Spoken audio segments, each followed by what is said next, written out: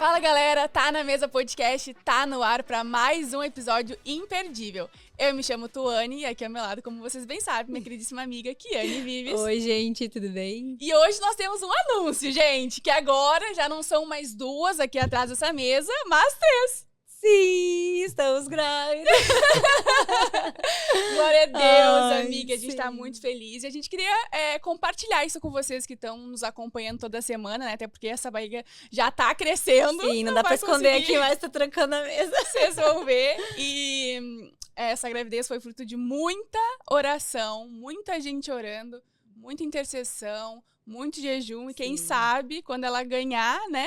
Ela volta aqui como convidada convidada, pra gente. contar esse testemunho. Sim, guardem essa informação aí que uma hora a gente vai contar tudo pra vocês, mas a gente tá muito feliz de compartilhar isso com vocês, já que vocês estão aqui toda semana também nos acompanhando e vocês já fazem parte da nossa vida, então é isso, estamos felizes. E a verdade é que tem tudo a ver com o tema de hoje, Sim. porque o tema do podcast casualmente é Jesus ainda cura?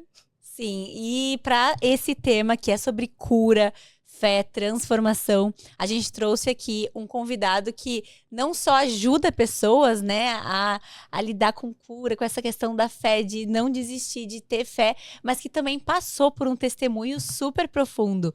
Ele é pastor da Lagoinha, Nova Zelândia, gente, que Internacional, honra galera. ter. Convidado internacional aqui. Exato, viajou até aqui a Austrália, né? Então a gente não podia perder essa oportunidade de trazer ele aqui. Ele é marido da Natália, pai da Rebeca, do Davi, do Matheus. Estamos muito felizes de receber, seja muito bem-vindo, Thiago Sattler! Muito obrigado, prazer enorme estar aqui com vocês do podcast para poder compartilhar o que Jesus fez, faz e sempre vai fazer.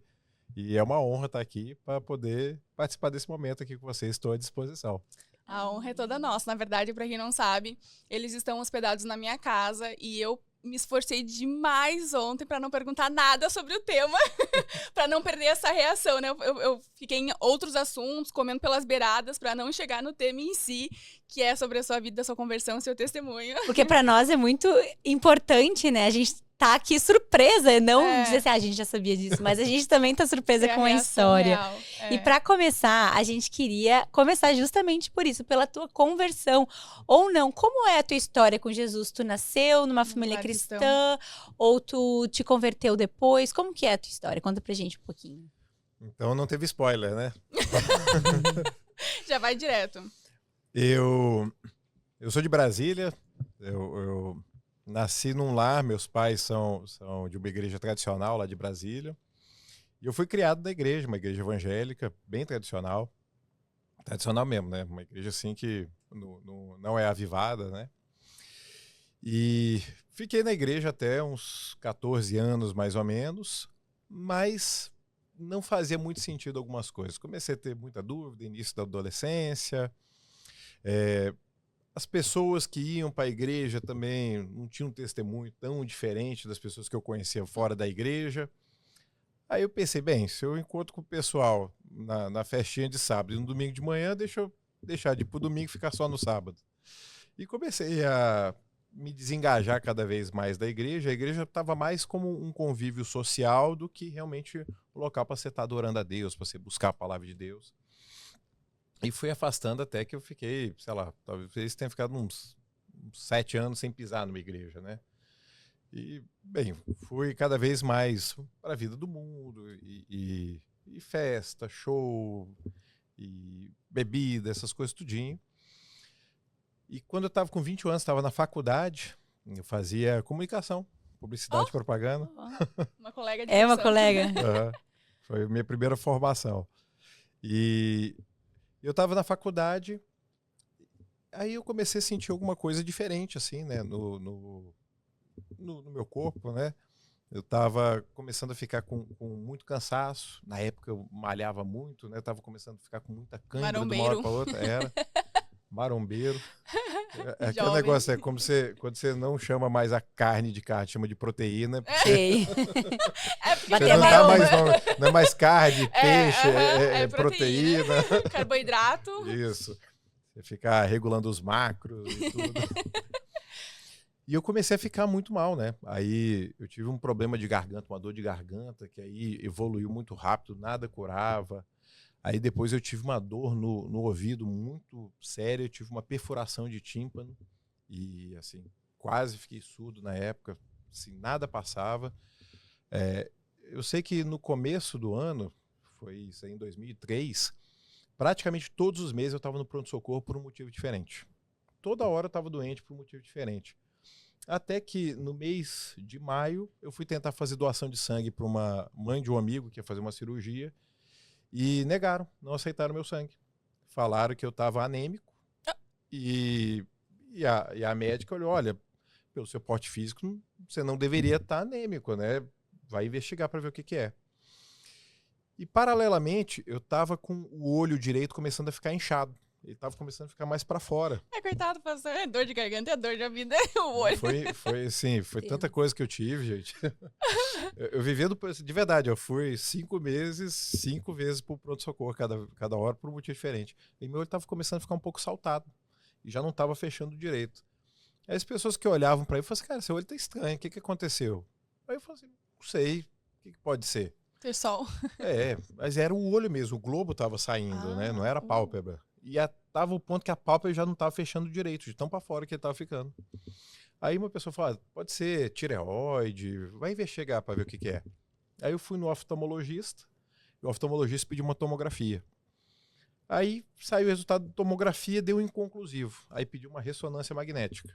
Fui fazer a ressonância magnética, e como eu não entendi nada do laudo da tomografia, eu nem abri a ressonância. Falei, vou dar na mão do médico e o médico me explica o que é. Aí eu peguei a ressonância, fui num hospital e entreguei para o oftalmologista. Aí ela falou, pegou, abriu, ela olhou o laudo, ela olhou para baixo assim, eu falei, poxa. Aí eu falei, o que foi, doutora? Eu falei, você não viu? Eu falei assim, não, eu não entendi a tomografia, nem li esse. Eu falei assim, você está com um tumor atrás do seu olho direito. Aí quando ela falou isso, eu pensei, poxa, 21 anos, no mínimo fico cego, né? Que um tumor atrás do olho. Sim.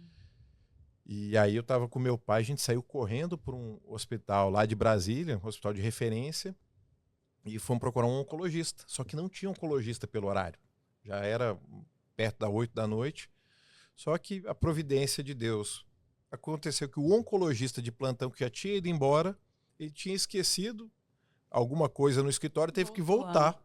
E nisso daí descobriu, o doutor está aqui. Pegaram ele pela mão e me apresentou, ele fez os exames e falou assim, olha, é melhor você ficar internado aqui, a gente fazer alguns outros exames. Nunca mais eu vou ter uma dor de garganta em paz agora. Meu Deus.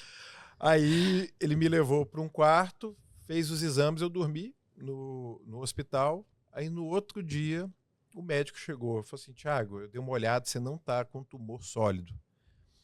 Essa é a boa notícia. A má notícia é que você está com leucemia. E leucemia é uma doença que não trata com oncologista, se trata com hematologista. A gente vai ter que te transferir para o setor específico. Aí nisso, na época, eu estava passando uma novela que era Laços de Amor. Laços de Família, Laços né? de Família. Laços de Família. Eu assistia a novela. Eu só sabia que passava. E eu falei, ai, sim, ela tinha leucemia. Ela tinha. Então. Ela rapou o cabelo. Camila. Famosa. Carolina Dickmann era. Famosa. E eu lembrava que estava mais ou menos na época, né? Eu falei assim, gente, eu fiquei, bem, não é um tumor só, mas leucemia também é sério, né? Você não sabe muito da doença. Mas por que apareceu o tumor aqui, se não... Relacionado? Eu não entendi. O que aconteceu? A leucemia é um câncer que dá na medula óssea. O meu caso é uma leucemia mieloide. Então, a minha medula óssea, que é onde produz o sangue, glóbulo branco, glóbulo vermelho, plaqueta, estava produzindo as células de forma desordenada.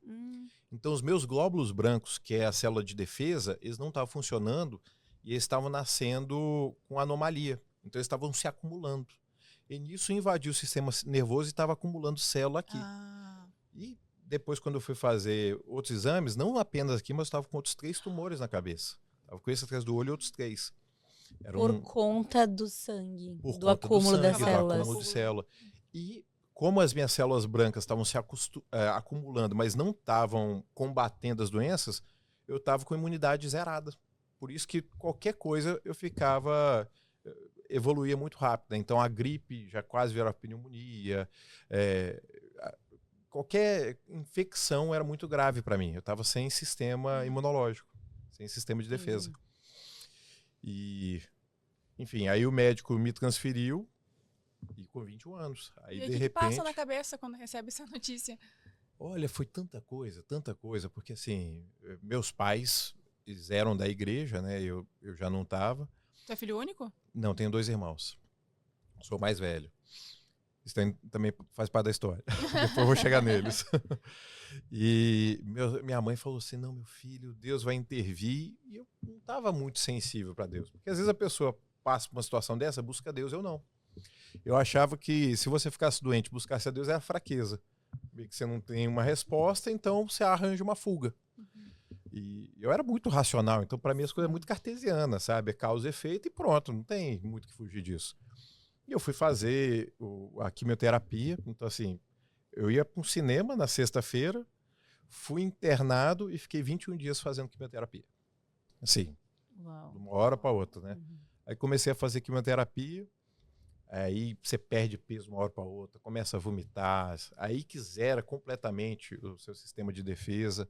Eu tomei uns 8 litros de sangue de transfusão, porque a minha medula não produzia, então não tinha plaqueta, não tinha hemácia. Eu tinha que ficar totalmente isolado no tratamento, eu só podia receber 3 visitas por dia num espaço de 1 hora, todo mundo de máscara. Isso que a gente viveu na pandemia, né? Sim, Todo mundo de máscara. sim. Mais de 20 anos atrás eu já tinha passado por isso. Já sabia como é que era, já. Isso. E meus pais se apegaram a Deus, começaram a ir para tudo quanto é tipo de igreja, qualquer denominação. Vi uma porta de igreja aberta, minha mãe entrava Pedir oração. e pedia oração. E ela conta que numa vez ela entrou numa igreja que ela não conhecia ninguém e estava chorando, ela chorava todos os dias. E ela entrou chorando, aí o pastor que estava pregando chegou e falou assim, mulher, Deus está me falando que aquele por quem você tanto ora, Deus vai levantar ele. E minha mãe começou a chorar mais ainda, só que ela guardava, ela não passava isso, porque eu não acreditava, então não fazia diferença para mim. E meus pais mandaram vários pastores, missionários para pregar por mim. E tem uma parte até que envolve aqui a Austrália e a Oceania. Tinha um missionário que na época me apresentaram como australiano, que ele estava em Brasília para fazer um congresso. E ele tinha um testemunho de cura e meus pais conseguiram levar ele lá no hospital. Eu falei assim, vocês arranjaram um cara da Austrália para vir aqui. E eu meio que assim, me deixa quieto, não estou querendo tanta conversa com esse pessoal. E levaram esse missionário. E quando esse missionário foi entrar no quarto para orar por mim, quando ele pisou no quarto, eu comecei a vomitar. Mentira. Comecei a vomitar de uma hora para outra e vomitava. Aí ele saiu, ele aguardou. E quando eu melhorei, ele entrou e contou o testemunho dele. Falou que ele era missionário na África do Sul, no interior da África do Sul. E uma tribo pegou ele, espancou ele, e ele ficou paraplégico. E jogaram ele, tipo, numa cadeia. E ele estava lá na cadeia e ele orou, falou assim, Senhor, como é que eu vou pregar o evangelho se eu não consigo nem mais andar? E ele fala que aí ele teve uma visão de um anjo que tocou ele se levantou e saiu da tribo. E estava lá em Brasília pregando para mim. Depois eu fui descobrir que ele não era australiano, ele era da Nova Zelândia. É que aí junto. É que pro Brasil tá tudo E ali. assim, né? Meu O Deus. continente australiano, chama a Nova Zelândia de continente australiano, não chama de Oceania às vezes, né? E ele pregou, orou por mim, só que na minha cabeça, olha como é que eu era. Eu falei assim, que bom que deu certo pra você, mas eu não quero isso. Isso que eu ia te perguntar, na verdade, quando Não tu me recebeu. impressionava essas coisas. Quando tu recebeu o diagnóstico, porque assim, das duas coisas, ou que nem tu falou, a gente tá tão fraco, né, se sentindo tão impotente que tu acaba se apegando a Deus, dizendo assim, Deus, eu não tenho mais nada, toma aqui tudo que eu tenho, eu só tenho a ti agora pra me ajudar.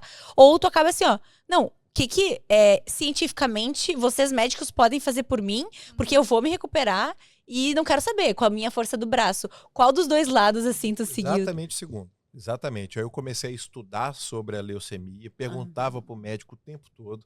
O médico falava que depois do tratamento ele me dá um CRM.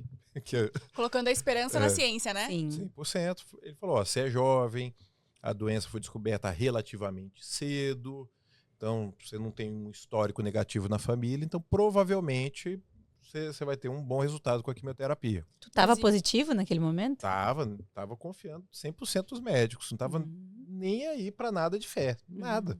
Tanto que quando vinha algum pastor, alguém para orar por mim, eu pensava o seguinte, olha, se eu falar que eu não concordo, ele vai tentar me convencer. Então, eu vou fingir que eu concordo, que ele vai embora mais rápido. Aí qualquer coisa que falava, eu falava amém. Amém. Você concorda? Amém, amém. Pode orar amém. Pronto, para a pessoa ir embora para poder receber os meus amigos, que eu tinha só 1 hora de visita por dia. Mas em algum momento teve revolta? Ou simplesmente Não. descartou Deus ali? Não, porque assim, como Deus estava totalmente fora da equação, eu ia revoltar contra quem? Não tinha, meio que assim, aconteceu porque acontece. Não tinha, assim, como eu não tinha essa expectativa de que Deus ia fazer alguma coisa positiva ou negativa para mim, então aconteceu. Eu não pensava que tinha sido na conta de Deus ou não, né? Para mim, Deus estava totalmente fora da equação. Assim, eu vivi de uma forma secular, como eu não era ateu, mas eu vivia como se, bem, Deus lá, eu aqui, se um dia eu tiver errado, eu descubro. Algo assim, sabe? Sim. Era muito indiferente a Deus, né? Não fazia parte da minha vida. E eu fiquei 21 dias fazendo essa quimioterapia. E, assim, perdi 7 quilos, cheguei a ter 40 graus de febre por conta de espinha, porque eu estava sem sistema imunológico, várias transfusões de sangue e tudo. Tive um derrame no pulmão, que foi uma dor absurda que eu tive. Enfim, sofri bastante no tratamento e tive alta. E depois que eu tive essa alta, eu ia ficar 1 semana na minha casa recuperando minha medula, depois ia poder sair por umas 2 semanas para voltar a fazer o segundo ciclo de quimioterapia. Eu fiquei essa primeira semana me recuperando. No dia que eu ia poder sair, aí eu já tinha combinado com um amigo meu pra gente sair, tava sem cabelo nenhum, já tinha raspado a cabeça, né? Unha não cresce, barba não cresce, o cabelo você puxa, ele sai pela raiz, né? Sai o tufo do cabelo. Não é que nem quando você puxa aqui que tem raiz, você vai e sai. Não tem nada que segura, mata a raiz, né? A quimioterapia, ela destrói as células que multiplicam rápido. E quando eu ia sair, aí meus pais arranjaram um culto para fazer lá em casa. Nossa. Aí eu falei assim, não. Glória a Deus pela vida desses pais. Já recebi todo mundo com educação. Tal. Hoje não, hoje é o dia que eu vou sair, tudo. Falei, poxa, essa pastora, Deus usa muito ela. Poxa, que bom, faz o culto para vocês e deixa eu ir. E Deus lá em cima assim, ó. Vocês que querem ouvir ela, vão lá. Eu imagino Deus lá em cima assim, espera. Ai, vai falando, que daqui a pouco a gente conversa. E aí eu não podia dirigir ainda. Aí o amigo que ia me dar carona, era amigo da família, falou, não, Thiago, fica aqui, daqui a meia hora a gente vai embora, não vai fazer diferença nenhuma. Aí, tá bom, vou ficar. Aí levaram umas pessoas, cantaram algumas músicas e trouxeram uma senhora, né? Pastora Maria de Lima, lá de Brasília, 1,5 metro. Cocozinho? Não, tinha cabelo curto, tinha cabelo curto. Mas uma senhorinha, assim, uns 65 anos, imagino que ela tinha na época, assim, baixinha, com óculos, bem séria. Fui cumprimentar, ela mal olhou na minha cara. E ela chegou e pegou a Bíblia, leu um versículo e começou a contar testemunho, que levaram ela para Bahia, ela foi expulsar o demônio de um menino. Aí quando olhou para a mulher, falou assim, mulher, você me chamou para expulsar o demônio do seu filho, mas Deus está mostrando que você está com câncer no seu sangue, mas Jesus vai te curar agora. E eu falei assim, será que ela não sabe que eu estou com esse negócio aí? Enfim, ela contou vários testemunhos, e que nem eu falei, gente, assim, é como se eu tivesse impermeável, sabe? Você tá com uma roupa de neoprene, Não bate entra. a água e não entra, sabe? Era tipo isso. Eu não queria questionar, eu simplesmente não fazia diferença para mim. Era uma indiferença, assim, até assustadora, olhando assim para trás. Aí no final, ela olhou para mim e falou o seguinte, meu jovem, deixa eu te fazer uma pergunta. Como que tá a sua vida com Deus? Eu falei para ela, falei, olha, não vou mentir, eu respeito, mas eu não sigo nada. E ela olhou para mim e falou assim, eu também vou ser sincera contigo. Essa doença não é para sua destruição. Mas se você não se apegar com Jesus, seus dias na terra vão ser curtos. E nisso ela orou por mim. Até então, nada. Para mim, estava tranquilo. O que ela falava, deixar de falar. Não te impactou essa... Gente, eu já tá Nossa. cagada já. Nada. Assim, que nem eu falei, gente. Eu estava impermeável. Sim. Só que aí era uma sexta-feira, já estava umas 10h30 da noite. E tocou o telefone lá em casa. Aí me chamaram, eu fui atender, era meu médico. Eu falei assim, o médico ligando uma sexta-feira, 10 horas da noite. Coisa Nunca tinha boa, não visto vem. isso na vida. Aí eu olhei assim, doutor Carlos Alberto, falei assim, oi, doutor Carlos, tudo bem? Ele, oi, Thiago, tudo bom? Tentei falar contigo mais cedo, só consegui agora. Olha só, Thiago, eu estava dando uma olhada no seu exame e a doença ela não regrediu, ela não entrou em remissão como ela deveria. Ela é muito mais séria que a gente imaginava. Você vai ter que internar urgente. No primeiro dia de alta. Quando eu bati o telefone, caiu a ficha.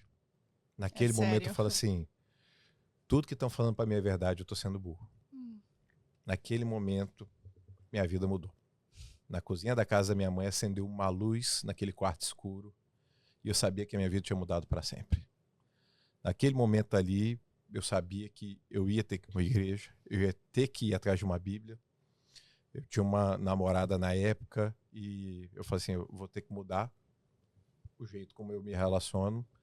Assim, veio como se fosse assim, um download do que era a minha vida, do que eu tinha que fazer. Naquela noite minha vida mudou. Aí dali eu fui encontrar com a minha namorada na época, né? Aí eu falei para ela, olha, aconteceu alguma coisa hoje assim, eu vou ter que ir para a igreja. E se você quiser vir, você vem, senão a gente acaba agora, mas eu sei que eu tenho que ir para a igreja. Eu sei que eu tenho que buscar a Deus e não tem outro caminho. Aí nisso ela falou, não, tudo bem, vamos para a igreja. Eu não sabia qual igreja que ia. Aí comecei a frequentar uma igreja de jovens lá de Brasília. E, assim, participava do culto. No começo eu nem entendia muito bem o que eu estava fazendo lá, né? Mas estava indo para o culto, cheguei no primeiro culto, aí tinha um momento do apelo, aí eu perdi o momento do apelo. Aí depois, se você está querendo ser acompanhado, vem aqui. Aí eu fui, me apresentaram uma líder, né? E essa líder, ela tinha 6 meses de convertido e ela foi me acompanhar. Olha. E eu ia internar 2 dias depois. Eu já contei para ela, olha, eu estou no tratamento de câncer, eu vou para o hospital. Isso daí ela começou a ir lá para o hospital para orar por mim. Começou a ir lá em casa, fazer louvor no meu quarto, para estar intercedendo por mim. E o que aconteceu? Como a doença era mais grave, eu descobri que a mutação genética que eu tinha no sangue, ela não respondia com tratamento convencional. Então, eu ia ter que ser encaminhado para radioterapia e para transplante de medula. E transplante de medula é uma chance a cada 100 mil de se achar um doador. É muito difícil. Tem um banco de doadores e tudo. Tem mães que até fazem filho para poder o filho nascer, né? É bem dolorida a doação, né? A doação em si, ela não dói. O que dói mais é você furar o osso para você puxar o sangue, que você tem que tirar. Então, pastor, não dói, vai me dizer que isso não dói.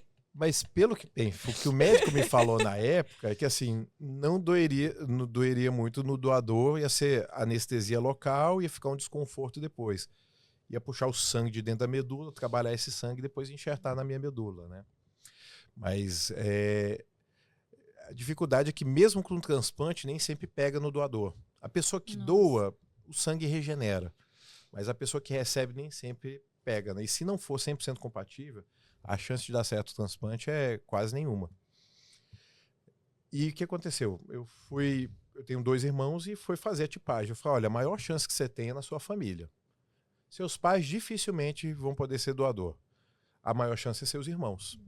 Eu tenho 2 irmãos. Aí um irmão meu fez o teste, nada de compatibilidade.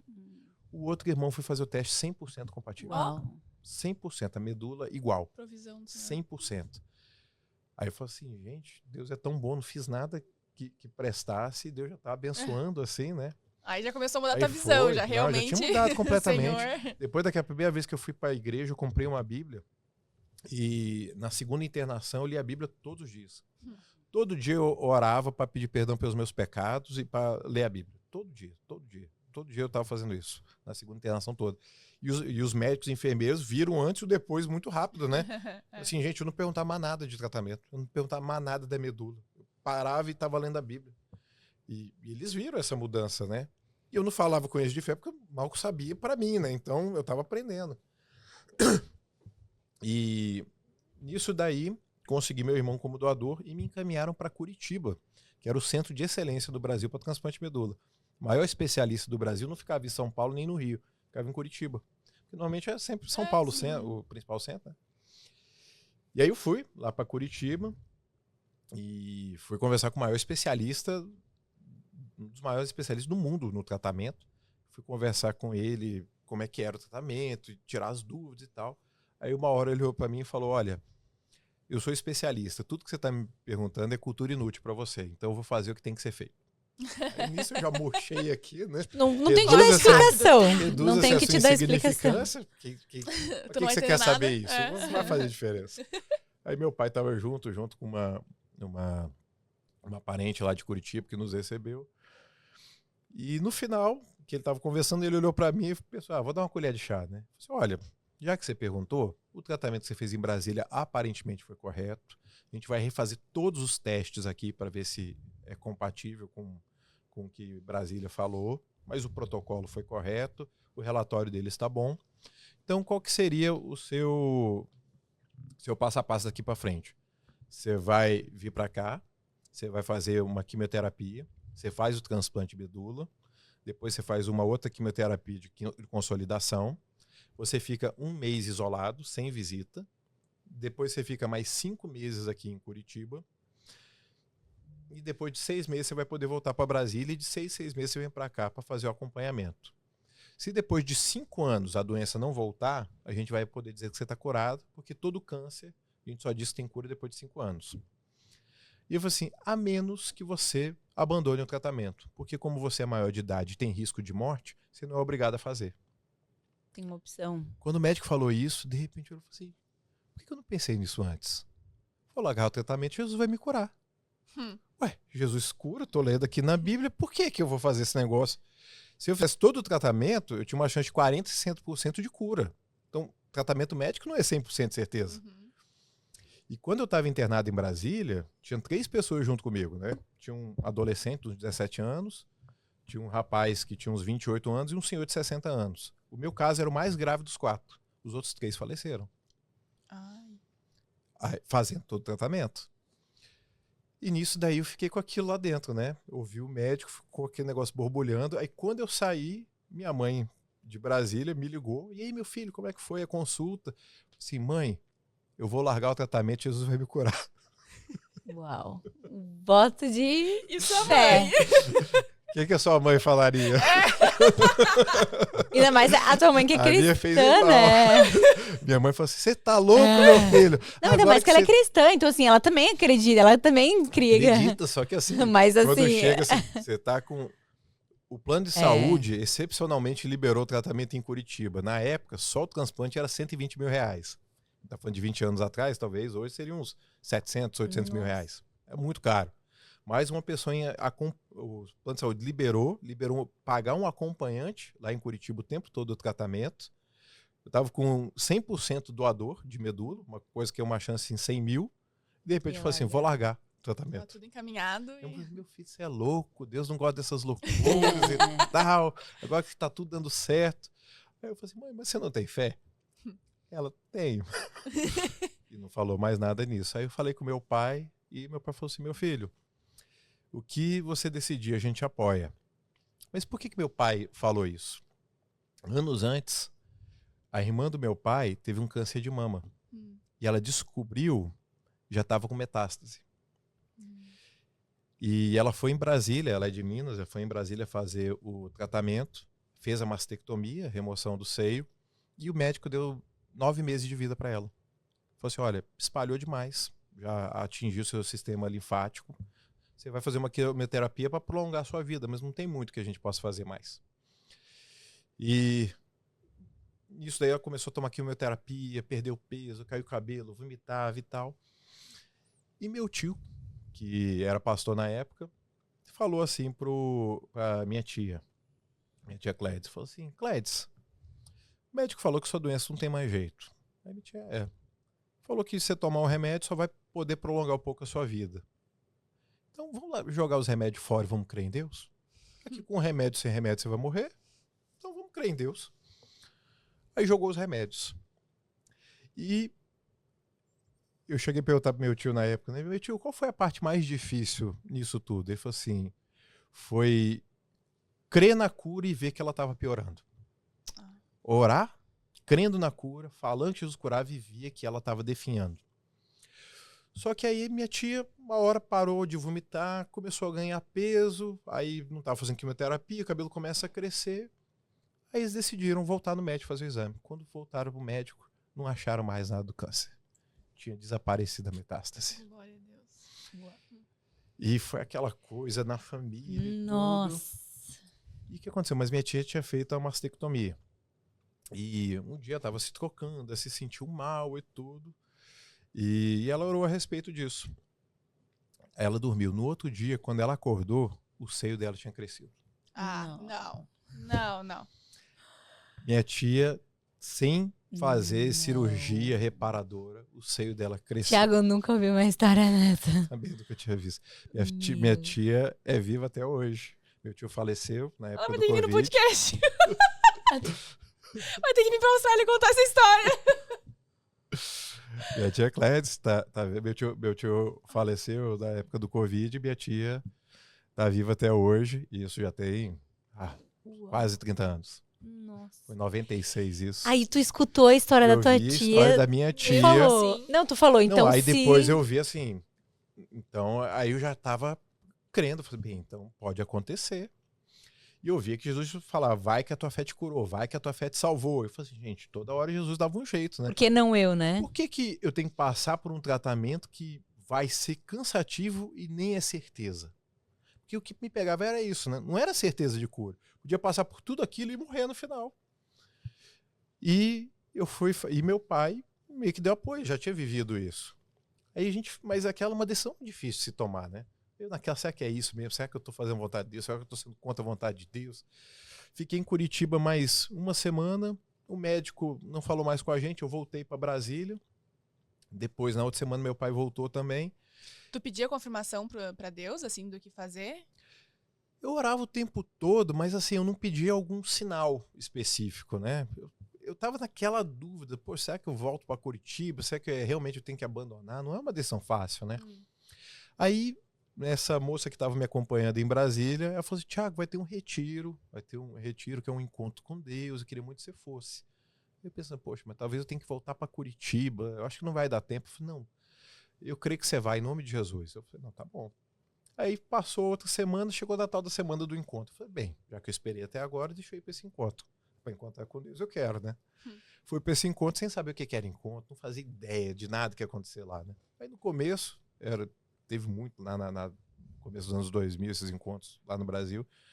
Aí falava de arrependimento, perdão, pecado e tudo.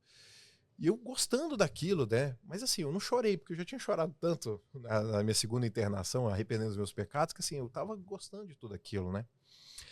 Aí, no outro dia, teve libertação, foram expulsar demônio do pessoal, fazia um corredor polonês, mandava todo mundo passar e expulsar os demônios, né? E eu olhando aquilo, gente, como é que é esse negócio? E tinha um rapaz que estava do meu lado, estava nesse encontro, e falou, eu já vi isso daí. Eles pagam pro pessoal ficar fingindo, eu já vi isso na televisão.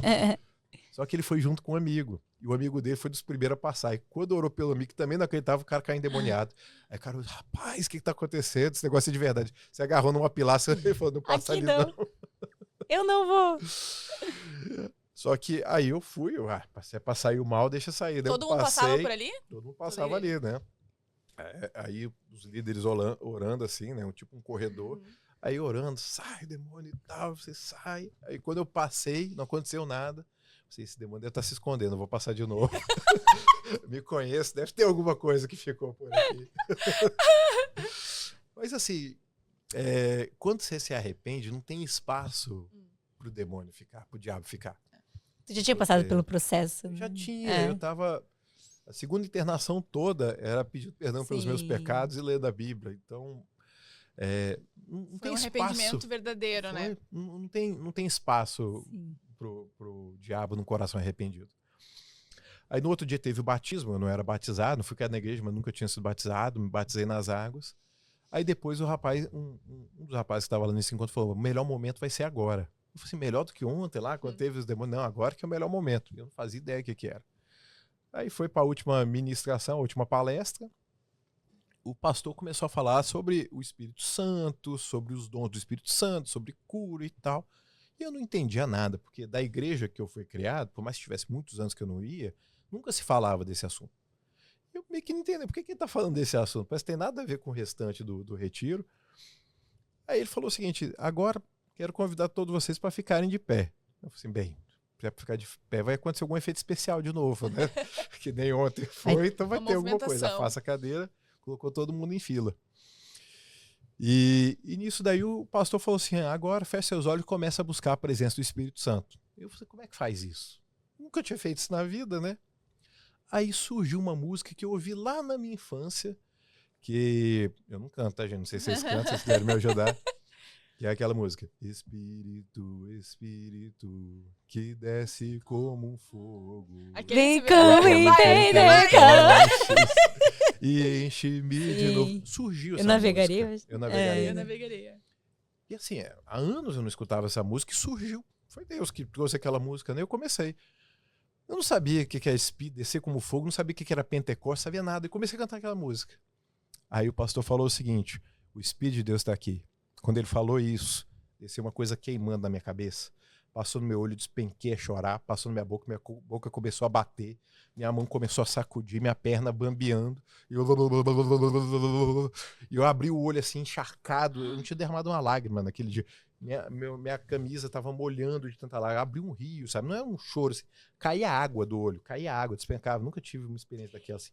E tu não tava inconsciente, claro, mas tu ficou super consciente. Gente, o que tá acontecendo? Falei, será que é o diabo? Nunca tinha visto aquilo, gente.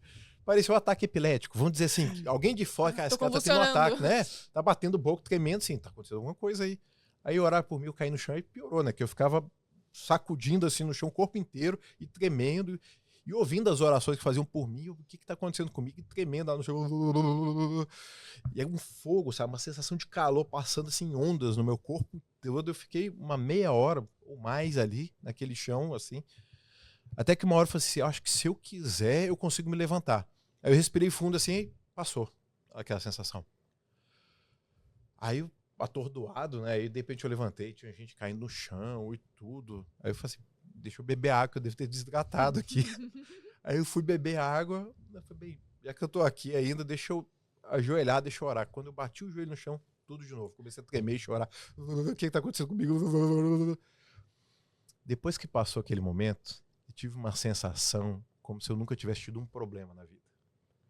Eu olhava para todo mundo, eu amava todo mundo. Eu queria só dizer, eu te amo e me perdoa para qualquer pessoa que eu visse. Eu queria abraçar, é uma alegria que assim, não tem nenhuma nessa terra igual, nenhuma. Aí era um retiro, aí foi no ônibus, voltou para a igreja, onde meus familiares estavam lá me recebendo. Aí eu encontrei com os meus pais, pedi perdão, nem sabia pelo que eu estava pedindo perdão. Eu falei assim, me perdoa e eu te amo, assim. Meu irmão, que assim, que era o meu doador, já tinha 1 ano que a gente não se falava, morando na mesma casa. Pedi perdão para ele, abracei. E uma pausa, o tratamento não estava sendo feito. Então, eu estava esperando a resposta de Curitiba, tá. para ir para Curitiba fazer o transplante. Tá. Aí nisso eu cheguei em casa domingo, na segunda-feira, quando eu acordei, eu falei, esse Deus que eu conheci, ele é poderoso para me curar, eu não volto mais a fazer o tratamento. Meu médico tinha me falado que se eu não fizesse o transplante, em 6 meses a doença ia estar irreversível e no máximo 1 ano eu ia estar morto. Era uma doença grave. Era tudo ou nada. Era. Mas eu falei assim, que eu já estava crendo, mas depois que eu tive aquela experiência, eu falei assim, é isso. E pronto. Aí ia para a igreja, comecei a ler a Bíblia de uma forma, e Deus me deu uma graça de começar a entender a Bíblia, porque eu estava lendo a Bíblia sem entender, mas eu sabia que tinha que ler. De repente começou a se encaixar. De repente as histórias começavam a fazer sentido, se encaixando e lendo a Bíblia. E começava a ler vários livros, tudo para alimentar a minha fé. Estava com a faculdade trancada, destranquei a faculdade, voltei a estudar. E todo mundo olhou assim, rapaz, você tá bem? Sem cabelo ainda? Não, tá tudo bem. Como é que você vai dar explicação assim? Você não tinha muito o que falar, né? E voltei para a faculdade, tudo, ia para a igreja, para culto. Aí tinha reunião de oração às 7 horas, eu acordava às 6 horas para orar para reunião de oração. Glória a Deus. Aí, vigília, tudo. E o que aconteceu? Nisso daí, meu irmão, que ia ser doador, ele ligou pro médico em Curitiba e falou o seguinte, ele falou com o médico e me chamou para conversar. Ele falou assim, Thiago, eu liguei pro seu médico e eu perguntei que história é essa de que você tá curado. Aí o médico falou, não, você não tá curado não. Seu irmão tá com uma doença muito grave e se ele não fez nada, piorou. Ele tem que vir o mais rápido possível aqui para Curitiba. E ele falou comigo, meu irmão me chamou para conversar, falou assim, por que você não vai fazer o tratamento? Eu falei para ele, porque eu creio que Jesus me curou. Ele falou assim, e se não for da vontade de Deus te curar? Meu irmão perguntou. Essa é a pergunta de todo Aí crente. eu falei assim, mas eu creio que é. E por que você não faz os exames? Para ver se realmente você está curado. Eu falei, eu vou fazer os exames. Mas o médico falou que em 6 meses. Então daqui a 6 meses, quando completar 6 meses, eu faço os exames. Aí o médico de Curitiba me ligou. Um dia, tinha acabado de sair de uma aula da faculdade, ele me ligou.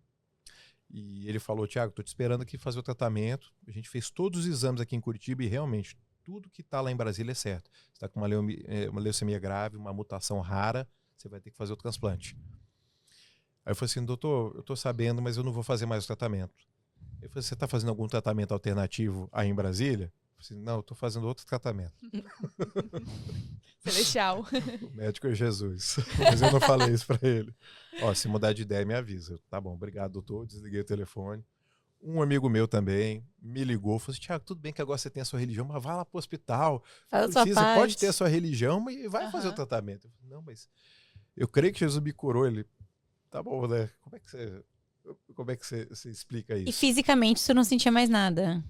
Não, fisicamente você vai ganhando peso, o cabelo Aos volta a poucos, crescer. né? Sim, porque daí tu parou um tratamento agressivo, agressivo, alguns né? exames de sangue para ver como que tava minhas taxas e tudo, estava normal, só que o exame de sangue simples, ele não detectava a mutação genética, porque precisava de um exame mais detalhado. Aí deu 6 meses, eu falei assim, vou fazer os exames. Fui fazer todos os exames, fui fazer ressonância magnética, mielograma, que é o sangue que puxa dentro da medula, biologia molecular, exame citogenético, que é o mapeamento genético para ver como que está a sua célula, se tem alguma mutação, biópsia do osso, fiz tudo. Fiz o pacote completo, todos os exames que tinha para fazer. E fazer os exames, de repente começaram a vir os resultados. Aí veio o resultado, sangue tá bom. Outro resultado, não achou mais os tumores que estavam na cabeça. Até que veio o exame genético, que era o principal de todos.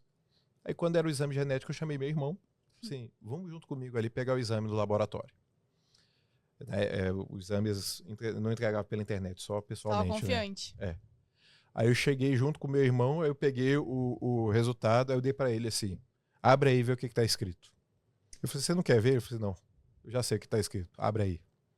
Aí quando ele abriu para ver o exame genético, falou assim, não foram encontradas nenhuma das mutações dos exames anteriores. Aí nisso ele olhou assim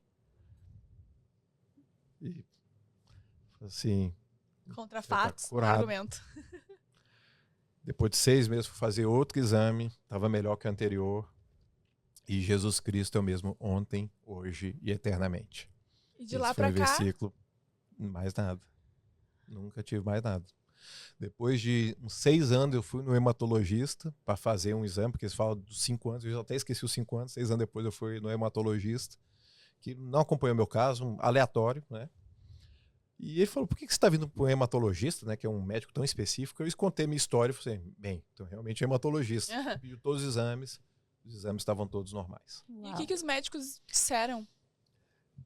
Pois é. Tua fé te salvou. Tua fé te salvou. O médico principal que estava no meu caso, que foi aquele que ligou na sexta-feira à noite, para falar que o exame não estava progredindo, ele foi o primeiro médico que eu tive contato da equipe, né? Eu tinha 5 médicos que estavam me acompanhando. Aí quando ele estava tirando o sangue do meu osso, ele meio com aquela cara assim, que responsabilidade você está fazendo? O que você está fazendo com a sua vida? Não se pode brincar com isso. Aí eu falei assim, não, doutor, eu sei que não está crendo. E esse foi o primeiro exame, na verdade, né? Aí ele tirou o sangue, aí ele falou o seguinte, Thiago, eu estou muito corrido aqui no hospital, acho que daqui uns 3 dias eu vou conseguir ver o seu resultado. Eu falei, não tem problema, doutor, também não estou com pressa. Aí ele voltou no laboratório, deu 2 horas depois, ligou no celular do meu pai e falou assim, Thiago, dê uma olhada aqui no seu resultado, estava mais tranquilo. E eu não achei nenhuma célula do câncer. Sua medula está limpa. E quando eu fui internado, eu tinha 26 mil células de câncer por milímetro cúbico de sangue. Ele não achou nenhuma. E como foi pra ele falar isso? Aí depois eu fui no consultório dele, aí agora quem fala sou eu. Aí eu contei a história, o fogo veio, tremi e tal, que sei lá o quê. Aí ele ouviu. Ele falou assim, Thiago, fico feliz que você teve essa sua experiência mística, mas agora eu tô mais preocupado do que antes. Porque antes você aceitava o que eu falava. E agora? E se a doença voltar daqui a 2 ou 3 meses, o que é muito provável? Como é que vai ficar a sua fé? Aí, né? Eu falei assim, doutor, a doença não volta, mas o Jesus que curou uma vez, cura duas. Amém. Daqui a 6 meses eu volto. Foi aí que eu Amém. fui fazer o segundo exame com outro médico da equipe que estava melhor do que o anterior. E teve muitos detalhes aí no meio do caminho, teve palavra profética, teve muita coisa que aconteceu no meio do caminho, mas o que fez toda a diferença, assim, você ter uma palavra de Deus, Deus iluminar o seu entendimento para uma verdade espiritual e você crer naquilo. Você crê. Deus iluminou meu coração para a cura, foi algo que eu entendi que era para mim.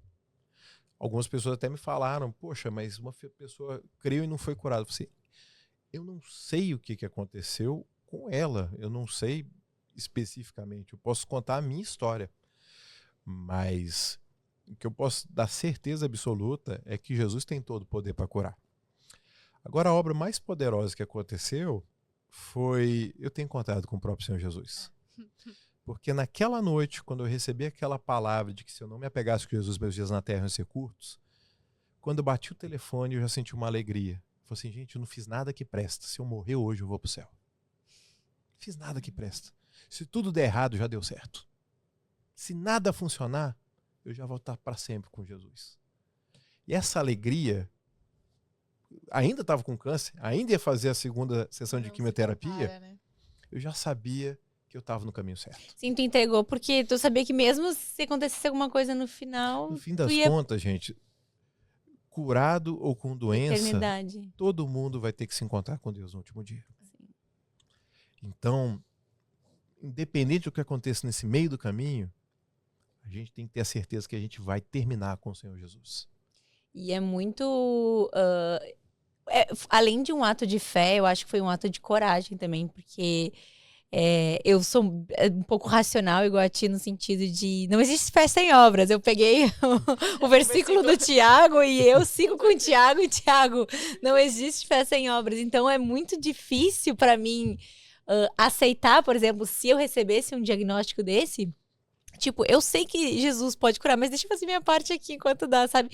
Deixa eu botar minha mão e fazer com a minha força. Só que assim, é inexplicável o que aconteceu contigo. Então é muito gratificante mesmo, assim. Hoje eu tô me sentindo muito honrada de poder ouvir isso e realmente fortalecer a minha fé nesse sentido, sabe? Porque a gente crê que tem fé, mas quando acontece alguma coisa ruim com a gente abala na fé. Procurar meios racionais, né, aqui de como... Com certeza. Estudar, que nem tu falou, começar a ler, estudar, tipo, qual a probabilidade, até com a questão da minha gravidez mesmo, nada a ver, mas tu começa, qual a probabilidade de dar certo, ou quantos % de chance de uma pessoa tenha pra abortar, se acontecer um aborto, como que...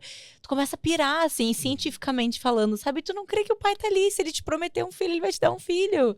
É muito difícil. E assim, a ciência...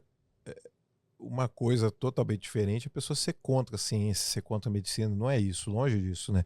A medicina ocupou um papel muito importante, boa parte do meu tratamento me manteve vivo, eu estava com uma situação real, né? E estava buscando resolver.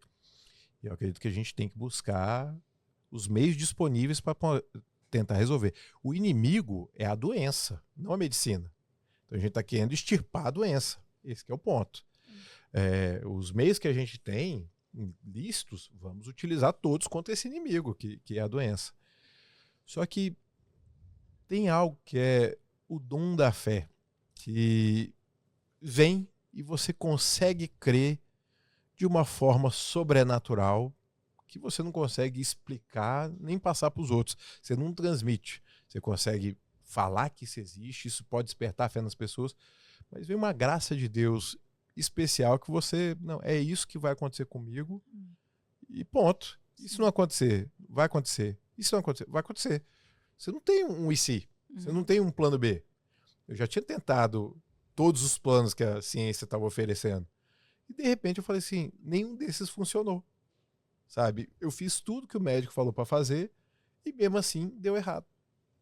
Aí eu falei assim, então, quem que tá faltando nessa equação? Jesus. Mas assim, nesse teu processo, né, de cura, essa tua convicção de que tu estava curada, ela vinha dessa experiência que tu teve com o Senhor? Ou ela vinha porque tu sentiu o Espírito Santo falando contigo? Ou alguém te trouxe uma palavra e falou, tu tá curado? Como que... Ou foi simplesmente esse dom da fé que talvez tu recebeu nessa experiência que tu teve e passou a partir dali a acreditar nisso? Foi um pouco de tudo, porque eu comecei a ver na Bíblia Jesus curando. E um versículo que mudou a minha vida é Hebreus 13:8, que fala que Jesus Cristo é o mesmo ontem, hoje, eternamente. Eu falei assim, se Jesus é o mesmo ontem, hoje, por que hoje eu tenho que passar por todo esse tratamento que nem vai dar certeza que eu estou curado? Por que eu não posso ser curado que nem esse leproso que foi curado aqui? Por que eu não posso ser curado que nem esse cego que foi curado? Por que eu tenho que passar por um tratamento que não me dá nem a certeza? Porque se o tratamento médico me der certeza, mas não dá. Sim, é uma probabilidade, aumenta a sua chance. Aí eu falei, eu vou crer em Deus, porque eu já coloquei minha fé na medicina e não funcionou. Então eu vou crer em Deus da mesma forma que eu estava crendo na medicina, 100%. Sim. E respondendo ali a pergunta que tu falou, né, do teu amigo, por que, na tua opinião, algumas pessoas realmente são curadas e outras não? E tu falou que 2 pessoas tiveram o mesmo câncer que tu Exato. e morreram, né? É. E vamos supor que essas pessoas também fossem cristãs ou estivessem orando e pedindo para Jesus. Porque a gente também entende que Vê gente na igreja morrendo por É. doença. Sim, pode acontecer. Pode Por que, na acontecer. tua opinião? olha, eu acho que não tem uma resposta que responde a todas as questões. Até porque é muito pessoal essa questão aí de como que a pessoa entende a fé, né? Eu me arrisquei. Quando você falou coragem, fé tem muito a ver com coragem. Porque quando você olha de fora, a fé parece 2 coisas: coragem e loucura. Um pouco isso aí, e realmente tá certo. Uma mistura dos dois. Imagina, Pedro andando sobre as águas. Você fala assim, cara, que coragem, manda eu ir andar nas águas. Aqui tava assim, cara, esse cara é doido. Então, a fé tem essa coisa, né? Quando você vê uma pessoa tomando passo de fé, você fala assim, é corajoso e é meio doido. Tem um pouco disso, né, dos dois. Eu não sei, porque mesmo na época de Jesus, nem todas as pessoas eram curadas. E é algo que, quando a gente vai ver que os apóstolos estavam em Jerusalém e curando os enfermos depois de Pentecostes, de onde que vinham esses enfermos se Jesus já estava lá há tanto tempo? Então, às vezes a gente tem uma ideia que várias vezes a gente mostra, a Bíblia mostra Jesus curando a todas as pessoas, mas ele não curou todas as pessoas doentes que existiam na cidade, sabe? E tem uma passagem que está em Lucas, no capítulo 4, que fala que existiam muitos leprosos em Israel. Só que Eliseu, ele foi enviado para Naamã, que era o sírio. Então tinha muita pessoa com necessidade e só um gentil foi curado, Naamã. Isso mostra que não é a necessidade que atrai a mão de Deus, é como que a pessoa coloca a fé. Agora, quer dizer que uma pessoa que não é curada é porque ela não creu? Não, não é isso. Não acredito nisso também. O próprio apóstolo Paulo, que era um homem de fé, quando ele foi para a igreja da Galácia, fala que foi por um motivo de debilidade. As pessoas acreditam que estava com uma doença nos olhos, que ele ficou lá há muito tempo. Então, se andar pela fé não é uma garantia de que nada ruim vai acontecer contigo. Só que existem momentos que Deus te traz à luz algumas verdades e aí você anda por aquela luz. Você decide dar passos naquela direção. Só Pedro andou sobre as águas, tinha outros 11 lá no barco. O Jesus era poderoso para fazer todo mundo andar sobre as águas. Tem uma cena do The Chosen, assim, não sei se você já viu, mas é uma cena que não existe na Bíblia, mas é entre, acho que é entre Jesus e Tiago questiona, né, poxa, Jesus, eu tenho aqui a minha perna e tu curou várias pessoas e por que não curei? E aí Jesus, na cena do The Chosen, fala assim, também, porque tem pessoas que vão ser usadas para testemunho mesmo. Talvez ele não vai ser curado, mas ele vai ajudar outras pessoas que estão vivendo naquela situação, né? Ou porque a glória de Deus vai se prostrar na vida dele de outra forma, como pela fraqueza, por exemplo, né? Que quando a gente tá fraco, é que Deus tá forte. Então, assim, às vezes vai acontecer cenas... Eu me apeguei àquela cena porque eu achei bem explicado, na verdade, também. E faz sentido, né? Porque a gente vive, assim. Eu já me perguntei muitas vezes a respeito disso e algo que eu descobri é que ninguém tem essa resposta. Ninguém. A pessoa pode ter a experiência que for em relação à cura e não vai ter essa resposta. Porque algumas coisas não cabem a nós. Da mesma forma, Deus é poderoso para salvar todas as pessoas. Nem todas vão ser salvas. Então tem com certeza uma parte da fé da pessoa específica naquele aspecto ali da cura, Mas também existem outros fatores que às vezes a gente não controla e não vai saber. Então, com certeza passa pela fé. Deus é um Deus poderoso para curar. Agora, quando uma pessoa não é curada, pode ser por incredulidade, pode, com certeza, e pode ser por algum outro motivo, algum outro propósito específico. Não tem uma resposta que responde a tudo. Mas Isso que aí, com certeza ter fé com certeza. pode não curar a pessoa, mas ajuda ela a passar pelo processo. E ter fé vai garantir o principal, a principal recompensa de todas, que é a eternidade com o Senhor. Mas a fé não é o Senhor que nos dá? Pois é, a fé, ela tem o dom da fé, que eu creio que é uma fé especial que vem para momentos específicos. Tu pediu por esse dom? Não, Aconteceu. não. Eu fui lendo a Bíblia e isso foi despertando em mim. O que eu vi que fez muita diferença para mim foi pegar muitos testemunhos que reforçavam a fé nesse aspecto específico. E, por exemplo, pessoas que tentavam falar de histórias que não deram certo, eu sabia que existia, mas eu não queria ouvir naquele momento. Você tá, Tava construindo Nossa, teu... eu estou tentando blindar a minha fé. Por Aham. exemplo, quando Jesus foi ressuscitar a filha de Jairo, estava todo mundo chorando no velório da menina. E de repente Jesus falou assim, fica todo mundo para fora, entra só os pais e esses 3 discípulos. Então também existe a questão de você criar um ambiente de fé. Você saber isolar a incredulidade. Porque a fé ela tem que ser cultivada como uma semente, ela tem que ser regada, tem que ser cuidada, tem que ser adubada, porque senão pode vir lá o inimigo e roubar aquela semente. E aquela semente não produzir o fruto que deveria. Então, eu criei uma bolha de fé. Eu buscava sempre ler coisas que reforçavam a fé. Minha Bíblia era toda grifada em assuntos de cura e fé. Toda. Estava tudo grifado. E pecado. Eu falei, por que pecado? Porque numa dessas lendo de cura, eu vi Jesus falando, vai, não peques mais para que não aconteça coisa pior. Eu falei, bem, se pode piorar, então deixa eu descobrir o que é pecado para eu passar longe. Imagina. Vai pelo menos de uma, né? Piora, Já tô aqui. né? E foi nesse momento que tu descobriu, assim, o teu chamado ministerial, né? Que tu teve a revelação de que tu seria pastor logo mais? Ou como foi esse processo? Pois é, esse processo, ele vem bem antes disso, né? Eu lembro uma vez, eu estava andando com o meu pai, devia ter uns 6, 7 anos, andando com meu pai lá no centro de Brasília, e ele encontrou com um amigo dele. Um amigo dele com uma voz bem grave assim, né? Eu lembro da voz dele muito marcante, rouca, bem rouca. E eu estava lá com meu pai, né? Segurando a perna do meu pai. E esse amigo conversou com meu pai, assunto criança, não lembrava o que era, até que uma hora ele parou e falou o seguinte, falou pro meu pai, né? Sattler, meu pai Antônio Sattler, Deus está me falando que ele vai levantar esse menino, Deus vai usar muito esse menino aqui. Com 6, 7 anos. Eu olhei para ele assim, Ok. o que ele está falando? Eu lembro dessa palavra claramente, mas sabe aquela coisa de, o que é isso? O que é usar? O que levantar? Vai levantar como? Não fazia ideia. E depois que eu tive essa experiência, quase nada fez mais sentido para mim, né? Eu estava no meio da faculdade, falei, cara, vou largar a faculdade, para que eu vou fazer esse negócio? Vou pregar Jesus.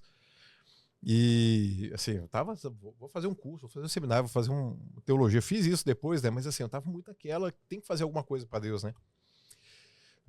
Só que Deus tem a forma dele de trabalhar, né? Naquele momento, eu fui falar com meu pai, que queria largar a faculdade. Meu pai falou, não, meu filho, você já tá no meio, acaba a faculdade. Depois, Deus pode usar isso para a glória dele de alguma forma.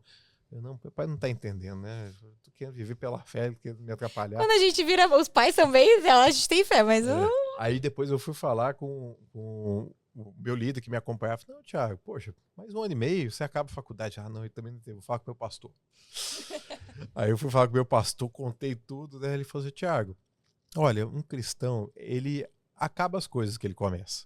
Então você começou por motivo errado, conclua. Sabe as palavras. Depois, sabe-se lá como que Deus pode usar isso na sua vida, mas você oferece isso para Deus. Eu decidi acabar a faculdade. Aí, depois que eu acabei a faculdade, eu fui lá, eu tirei um período, né, de jejum e oração, tirei 3 dias, jejuando, sem comer nem beber nada, para saber, Senhor, me direciona agora, acabei a faculdade, qual que é o próximo passo? E orei, jejuei, foi assim, um período muito intenso de buscar a Deus, só que Deus não falou nada específico a respeito disso. Aí eu falei, bem, então vou estudar para um concurso público. Estava em Brasília isso é muito forte. Daí foi, e aquilo, né? Toda hora esperando, Deus, quando é que eu vou poder deixar isso de lado para te servir? E nunca, sabe? Você não precisa deixar nada de lado para servir a Deus. Você pode servir a Deus no seu ambiente de trabalho, na sua faculdade, dentro da sua família, no seu ambiente de trabalho. Para falar a verdade, você tem mais oportunidade de estar sendo sal da terra, você tendo um trabalho, um estudo secular, do que quando você está totalmente dedicado à obra. Então, eu vi vários testemunhos na faculdade, do trabalho, pessoas se convertendo, pessoas sendo curadas no ambiente de trabalho enquanto eu estava lá. E estava muito claro que eu ia servir a Deus, só que eu nunca sabia como, né? Às vezes a gente fica pensando, vai ser de tal forma, vai ser igual a tal pessoa. Deus tem uma forma especial de trabalhar com cada pessoa. Que eu vejo assim, estava muito claro para mim que eu iria pastorear, e eu já pastoreava as pessoas mesmo sem ter o título de pastor. Esse é o pastor, né? Quando começa a pastorear sem o título. Você não precisa de título para servir a Deus. Sim. Você não precisa ter... Jesus já mandou você pregar o evangelho, se tomar conta de pessoas, sem ensinar a palavra. Então a gente já tem uma comissão para cumprir. E você vai ter um título ou não, isso aí vai depender da comunidade, o reconhecimento da comunidade, e vai ter o tempo certo para isso acontecer. Ou não. Talvez você possa ser um pastor a vida inteira sem ter um título. Vai ser um evangelista a vida inteira, sem talvez pegar no microfone. Não precisa disso, né? Ministério não é você estar atrás de um púlpito, você estar acima de uma plataforma com o microfone na mão. Ministério é você amar, servir as pessoas e ministrar Jesus para elas. Mas veio o chamado, né, para estar pastoreando, e estamos servindo a Deus como pastores na Lagoinha, agora aqui na Nova Zelândia, éramos lá em Brasília, né? Faz quanto tempo que vocês pastoreiam lá na Nova Zelândia? Chegamos esse ano. Chegamos em fevereiro desse ano, foi algo, de repente, isso aí dá um outro podcast contando essa história. Dá um podcast inteiro só para contar os testemunhos de como foi a nossa vinda para cá. Várias palavras foram liberadas, passa pela Austrália, inclusive, esse testemunho. Mas aí nós estamos, e nós, assim, 3 de novembro nós recebemos o convite, dia 1º de fevereiro nós já estávamos na Nova Zelândia. Com a família toda. Com a família toda. 5 pessoas. Uma pergunta, pastor. É claro que tu carrega um testemunho muito forte, né? E eu creio que só de tu contar esse testemunho, muitas pessoas acabam recebendo cura também, se inspiram, né? A ter essa fé, a buscar esse dom da fé. Mas há algo específico no teu ministério? Porque eu já vi, por exemplo, lugares, igrejas, né? Que tem uma pessoa que ela ora por grávidas, e aonde ela coloca a mão por quem ela ora, essa pessoa consegue engravidar, mesmo tendo problemas e tudo mais. Já aconteceu isso contigo? Há algo assim específico de você orar por pessoas por cura, ver muita gente sendo curada através da tua oração? Eu sempre oro por cura, né? Uma coisa que, pelo menos eu tenho para mim, é o seguinte, né? Jesus mandou a gente pôr as mãos sobre os enfermos e orar para eles serem curados. Então eu sempre vou orar pela cura. No caso, assim, esse teu dom de fé, ele serve pro outro também ou ele serve só pra ti? Pois é. Tem alguns casos aqui, por exemplo, meu filho, meu primeiro filho, né, o Matheus. A gente se casou, a gente não tinha um planejamento de quando que a gente queria ter filho. A gente sabia que a gente queria ter filho, mas nunca marcamos uma data depois de 1 ano, depois de 2 anos, depois de tanto tempo.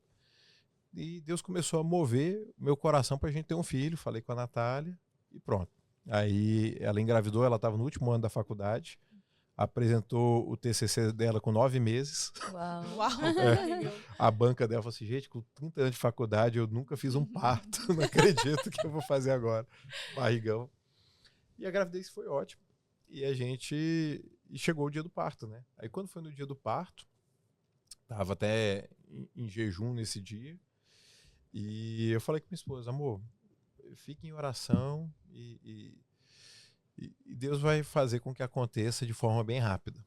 Aí eu fui trabalhar, aí eu cheguei no meu trabalho, nem deu tempo de sentar direito na cadeira, tô sentindo dor, vem pra cá. Aí eu voltei, eu tava em trabalho de parto. Aí eu fui levá-la no hospital e a gente não conseguiu contato com a médica, a obstetra que estava fazendo acompanhamento. E ela já tinha orado pela plantonista, minha esposa, porque ela não queria ter o parto com a médica que fez todo o pré-natal dela. Não se identificou. Aí quando chegou a plantonista, ela já estava pronta, não, é contigo mesmo. E ela com dor, eu orando ali do lado dela, e eu tive uma experiência ali naquele quarto de hospital, que eu senti Jesus entrando naquele quarto. De repente, uma hora para outra, eu comecei a chorar, falei assim, amor, Jesus está aqui, vai dar tudo certo. Sentindo aquela presença e tudo. Minha esposa foi ter o neném, e ele ficou preso na hora de sair. Aí na hora de sair ele não saía e passando o tempo, ela ia para uma cesárea de emergência até que ela falou o seguinte, não, esse menino vai sair nem que eu morra. E ela fez uma força, conseguiu a expulsão, só que ele nasceu roxo, sem respirar, sem reflexo, sem chorar, sem nada. Aí os médicos da UTI, né, neonatal, pegaram meu filho, levaram para a sala de recuperação, minha esposa vai atrás deles. Aí quando eu entro na sala, eles me deixaram lá de fora, não, você não pode entrar aqui. E eu comecei a orar. Aí nisso eu liguei para um dos meus pastores, contei a história, e ele falou o seguinte, e começou a orar comigo, né? Senhor, sopra teu fôlego de vida ali, na vida do Mateuzinho, e era a mesma oração que eu tinha feito. Aí quando abriu uma fresta da porta, eu olhei, e já estava com a pele rosinha de novo, mas sem reflexo nenhum. Me tiraram da sala de novo. Aí eu liguei para outro pastor, e eu contei a história, e ele falou assim, Tiago, esse seu filho é uma bênção, e o diabo não vai roubar essa alegria de você. Aí quando eu desliguei o telefone, eu falei assim, eu já falei com Deus, vou falar com o diabo. Eu falei assim, Satanás, solta meu filho e devolve tudo que você tentou roubar. Aí nisso daí, eu entrei de novo na sala. Quando eu pisei na sala, meu filho abriu o olho e começou a chorar. Nossa. Começou a chorar, os médicos tomaram um susto, voaram para cima dele e tudo, foram fazer a pesagem, levaram para a UTI pediátrica. E falou assim, olha, ele vai ficar aqui em observação por 24 horas, o parto foi muito difícil, daqui a pouco a gente vai te dar notícia. Aí eu falei, ok. Aí eu voltei lá pro quarto, aquela tensão, né? O quarto cheio de gente. Passaram algumas horas, nos chamaram lá para ter atualização com o médico. Aí o médico falou o seguinte, olha, a gente achou que sua esposa tivesse tomado algum tipo de analgésico para ele ter nascido tão deprimido, sem reação nenhuma, isso não é normal. Ele nasceu com o apigar dele, que é de 0 a 10, não sei se você sabe, ele nasceu com o apigar 3. Normalmente uma criança saudável nasce com o apigar 9, 10. Ele estava com o apigar 3. Mas depois que ele voltou, ele reage normal, a gente não sabe por quê. Mas a princípio, ele tá bom, ele vai ficar em observação essa noite, sem alimentação, porque se ele tomar leite pode roubar sangue do cérebro. Eu falei, ok. No outro dia, quando a gente foi lá, UTI pediátrica, criança pequena, prematura, e meu filho com 4 quilos, né? Porque ele era muito grande, por isso que ele não saiu. Aí as enfermeiras, a gente não entende esse menino aqui. Esse menino desse tamanho, o tamanho de outras 2, 3 crianças juntas. Assim, ele chorou tanto à noite que a gente teve que dar leite para ele. Aí ele tomou leite, aí sossegou. Voltou para casa no outro 100%. Dia. E assim, um menino até perfeito. Hoje tá aí. Inteligentíssimo menino. Glória a Deus. Saudável. O que tu falaria para quem hoje tá com diagnóstico? Crê em Jesus. Leia a palavra. Leia o Novo Testamento. Confie no Senhor. E creia que Jesus Cristo é o mesmo ontem, hoje e eternamente. Leia sobre cura. Alimente-se disso. Creia que Jesus é poderoso para fazer o que nenhum médico consegue fazer. E fique atento à voz do Espírito Santo. Você pode ser curado pelo tratamento, você pode ser curado no meio do tratamento, você pode ser curado sem tratamento. Mas confie em Jesus. Confie em Jesus acima de qualquer esperança humana. Isso daí é certeza que você não vai se frustrar. Para finalizar, só para deixar claro aqui, o senhor crê na cura através da medicina? Sim, sem dúvida. Sim. Sem dúvida alguma. O senhor pode usar sem os dúvida, médicos, o tratamento? Claro, sem dúvida alguma, sem dúvida alguma. Como eu falei, né, a doença é uma das consequências da queda do ser humano, da queda geral. Então, uma pessoa santa pode ter uma doença. Não é por causa do pecado específico que a pessoa pega uma doença. Pode ser também, mas a doença vem da consequência da queda do homem para a humanidade em geral. E tudo quanto alternativo que a gente tem para combater esse mal, melhor. Eu mesmo, né? Eu tinha miopia. Por muito tempo eu orei para ser curado da miopia. Até que uma hora eu falei assim, bem, tem como eu fazer uma cirurgia refrativa? Por que não?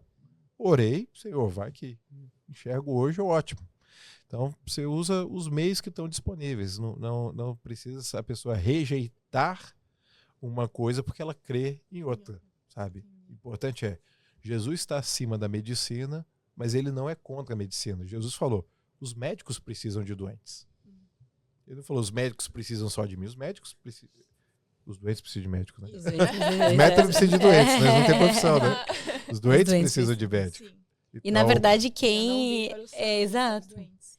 Ele não veio. Então, Então, assim, a medicina não é um problema. O problema é a doença. Então, a medicina é um dos meios que a gente pode, sim, combater a doença. Não tem uma dicotomia. Sim. Ou você crê no sobrenatural ou você confia na medicina. Você crê no sobrenatural e utiliza a medicina, não tem problema. tem uma última pergunta também que eu gostaria de fazer, que é... tu acha que, por exemplo, Deus usa realmente de dores e de problemas? A gente sabe que, né, Deus não nos causa mal, mas certas situações acontecem para realmente que a gente possa se aproximar se dele, revele. para que ele se revele na nossa vida. É aquela frase que falam, né, não é no amor, é na dor, né? Tu acha que pelo fato de tu ter ficado muito impermeável, como tu falou, Deus usou disso para te reaproximar dele? Ou tem pessoas que realmente vão pelo amor no sentido, eu tô assim, tô bem, mas eu preciso de Deus e aí eu vou buscar Deus? Ou realmente essas situações são necessárias, de certa forma? Olha, essas situações, elas apontam para nossa limitação. A gente vê que a gente não tem todas as respostas e a gente é limitado. Por isso que a gente acaba recorrendo a Deus numa situação dessa em que você não vê mais outra esperança. Porém, tem pessoas que, mesmo passando por situações difíceis, não se rendem a Deus. Então, vai passar muito da pessoa se render, ela se arrepender, ela reconhecer que ela precisa de Cristo. Deus usa todas as situações. Que eu falo que, independente do que aconteça na sua vida, seja bom ou ruim, se você se encontrou com Cristo, valeu a pena. Nossas leves e momentâneas tribulações não se comparam. A glória que há de vir. Então, existe um peso de glória que é gerado quando você decide confiar em Jesus. Então, problema, Paulo fala, nós nos gloriamos nas tribulações porque sabemos que ela produz perseverança. Dificuldade todo mundo vai passar. Jesus prometeu, no mundo vocês vão ter aflições, mas não fiquem desanimados, eu venci o mundo. Mesmo em meio à dificuldade, a gente deve ter ânimo porque a gente pertence a Jesus. Que eu falo o seguinte, gente, se você já se encontrou com Jesus, você já está no lucro. Você já está no lucro para sempre. Se não acontecer mais nada na sua vida, já aconteceu tudo. Você já está assim, você merecia o inferno, você já vai para a eternidade com Jesus. Então você já está no lucro.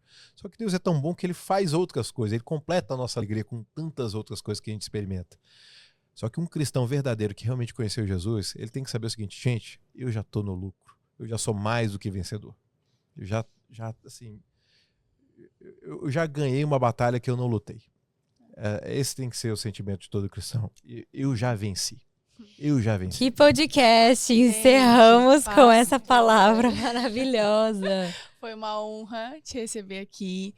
Escutar teu testemunho com certeza inspirou a nossa fé também a buscar viver coisas grandiosas com o Senhor. Creio que também vai tocar quem está escutando. E como de praxe, a gente sempre pede para o convidado orar pelo tema que ele trouxe no podcast. Então, se tu puder orar por cura, para esse dom de fé, para que a gente encontre o Senhor verdadeiramente, né, nesses processos, e que quem está buscando isso em casa possa ser alcançado e possa receber assim, esse toque, esse mesmo toque que queimou o teu corpo e fez ter uma experiência que mudou a tua vida, essas pessoas também possam receber agora.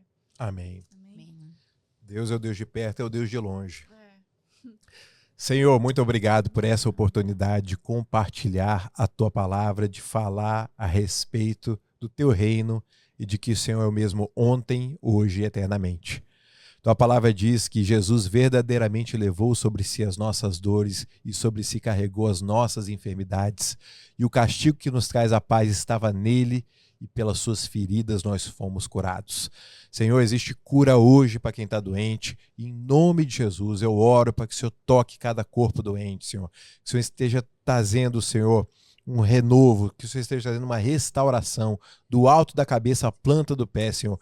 Remova, Senhor, a enfermidade, faça o que nenhum homem consegue fazer.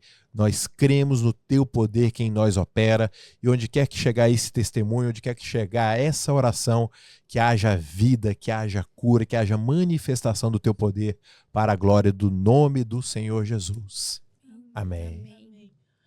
Ai, Recebo. gente. Eu abri a torneira aqui e fiquei metade do podcast chorando, lacrimejando aqui, limpando. Mas, mais uma vez, muito obrigada, pastor, por participar do nosso programa. Foi uma honra te receber aqui. Espero que a gente tenha a oportunidade de te receber aqui em Sydney mais vezes, Mas né? a gente, assim, ó, faltou metade do roteiro. A gente precisa fazer mais podcast. Não, a gente fez, assim, ó, isso aqui, ó, tinha 3 páginas de podcast, a gente fez a metade só e rendeu muito. Então a gente tem que ir mais vezes, vai ter que voltar. Tem muita coisa, Vai ser muita uma história. honra, foi um prazer estar aqui com vocês e estou à disposição. Muito obrigada. E obrigada também à minha grande amiga, esse bebezinho que tá aqui, que agora tem um bebezinho que a gente não sabe ainda se é homem, se é mulher, se é uma menina ou menina. Não, você já sabe, é um só. Olha, a princípio. princípio. A princípio. Se não errar, eu acho que Um agradecimento também a o Lucas Musso, que tá aqui na produção, fazendo todos os cortes pra gente sempre. A Beatriz Mota, é a primeira vez que eu tô falando sobre o nome, pode ser que eu erre, gente, mas Beatriz Mota, que ela tá sempre aqui junto com a gente também, ajudando em absolutamente tudo, faz as nossas mídias sociais, todo o suporte emocional que a gente precisa, organização aqui. E o Clayton Fear, que é o nosso editor, também ajuda aqui a gente com a produção e faz todos esses cortes que vocês veem aí no Instagram, então sempre nos ajudando. E um agradecimento muito especial aos nossos pastores, Vitor e Isa, que acreditaram nesse projeto. Sim, e também não esqueçam de seguir as nossas páginas se vocês ainda não seguem, no YouTube, no Spotify, no Instagram. E, gente, se esse podcast, se esse episódio tocou vocês, ou se vocês conhecem alguém que realmente precisa escutar sobre cura, sobre essa palavra de fé, encaminha esse podcast, encaminha esse episódio para essa pessoa. E a gente te vê na próxima semana. Até isso. mais. Tchau, tchau.